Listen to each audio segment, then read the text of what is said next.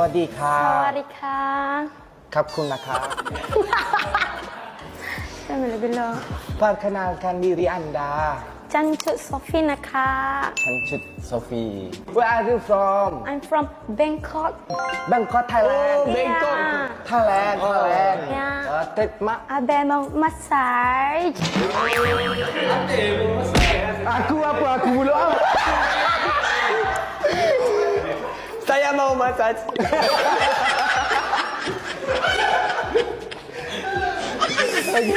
Alright, jadi untuk Sofi pakaian tradisional Thai first aku tengok yang buat kat sini. So pakai yang kena. Seriously, dan look kau memang muka kau aras Thai. Kau ada dah Kelantan eh?